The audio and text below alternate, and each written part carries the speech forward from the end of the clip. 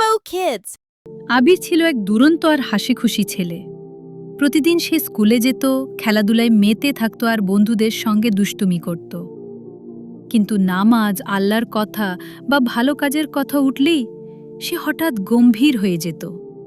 মনে হতো ওসব ব্যাপার যেন বড়দের জন্য, তার নয়। তার মা মাঝে মাঝেই তার মাথায় হাত বুলিয়ে বলতেন, শোনো বাবা আবির, আল্লাহ আমাদের সব কিছু দেখেন। তোমার ছোট একটা ভালো কাজও তিনি দেখেন। নামাজ পড়ো বাবা, ভালো কাজ করো, তাহলেই আল্লাহ খুশি হবেন। কিন্তু আবির তখন মুখ ফিরিয়ে বলতো, সবাই তো করে না মা, আমি তো এখনো ছোট, বড় হলে সব করব মা। একদিন বিকেলে আবির উঠোনে বসে দাদুর সঙ্গে গল্প করছিল। দাদু খুব মমতা দিয়ে বলছিলেন, আবির, তুমি জানো, কবর হলো আখিরাতের প্রথম ধাপ। মানুষ দুনিয়াতে যেমন কাজ করবে, কবরেও সে তেমন ফল পাবে। ভালো কাজ করলে শান্তি, আর খারাপ করলে শাস্তি। আবির কৌতূহল নিয়ে জিজ্ঞেস করে, মানে দাদু, কবরেও শান্তি আর শাস্তি হয়?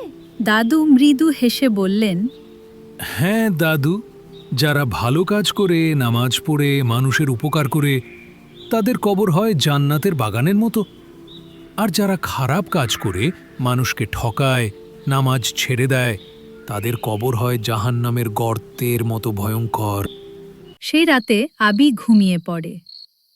কিন্তু সেই ঘুমটা ছিল অদ্ভুত, যেন বাস্তব আর স্বপ্নের মাঝামাঝি কিছু। হঠাৎ সে দেখে সে অজানা এক জায়গায় দাঁড়িয়ে আছে। সামনে বেশ কিছু কবর, চারপাশে অন্ধকার, কুয়াশা আর নিস্তব্ধতা। হাওয়া বইছে ধোঁয়া নিয়ে। তখনই বিকট শব্দে একটি কবর ফেটে যায় তার সামনে। ভয়ঙ্কর আগুন বেরিয়ে আসছে ভেতর থেকে। আবির আতঙ্কে পেছনে সরে যায়, কাঁপতে কাঁপতে বলে, আল্লাহ, আমি এখানে কেন? এই ভয়ঙ্কর দৃশ্য কেন দেখছি আমি? হঠাৎ তার চোখের সামনে এসে দাঁড়ায় এক রহস্যময় বৃদ্ধ। চেহারায় দৃঢ়তা আর গলায় গাম্ভীর্য। তিনি বললেন, এটা সেই মানুষের কবর যে নামাজ ঠিক মতো পড়তো না, মানুষকে ঠকাতো আর মুখে কটু কথা বলতো।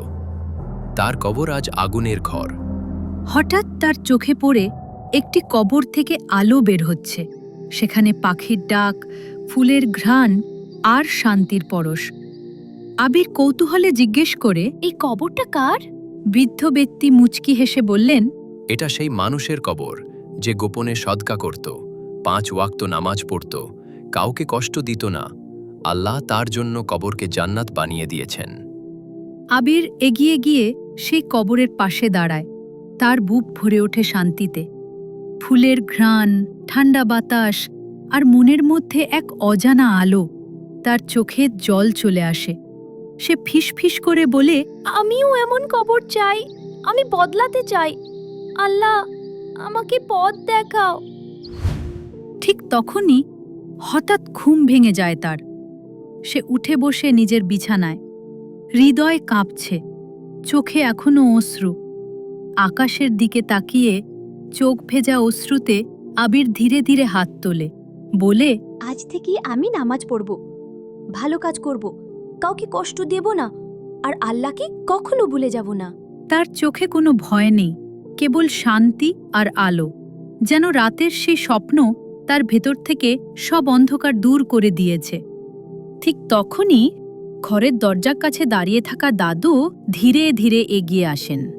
তার মুখে এক গর্বিত হাসি। তিনি আবিরের কাঁধে হাত রেখে বললেন, আবির, আজ তুমি আলোর পথ বেছে নিয়েছ। এই পথই তোমাকে জান্নাতের দিকে নিয়ে যাবে ইনশাআল্লাহ। আল্লাহ তোমার ভালো নিয়ত ও চেষ্টা কখনো বৃথা যেতে দেবেন না। সত্য ও ভালো কাজে অটল থাকো, তাহলেই আল্লাহ তোমার কবরকে আলোয় ভরে তুলবেন। আবির চুপচাপ মাথা নেড়ে সম্মতি জানায়। তারপর আবির আর দাদু দুজনেই মসজিদে নামাজ পড়তে গেল। খানিক বাদে আকাশ তার রং বদলাচ্ছে। ঘন কালো থেকে ধীরে ধীরে কমলা আর সোনালি। নরম সূর্যের আলো উঠোনে এসে পড়ছে, যেন নতুন দিনের এক মিষ্টি বার্তা নিয়ে। আবির স্বপ্নে যেটা দেখেছিল সেটা ছিল এক সতর্ক বার্তা। যেন সে বুঝতে পারে ভালো কাজ করলে শান্তি আর খারাপ কাজ করলে শাস্তি হয়। নতুন নতুন ইসলামিক ভিডিও পেতে আমাদের চ্যানেলটি সাবস্ক্রাইব করতে ভুলবেন না।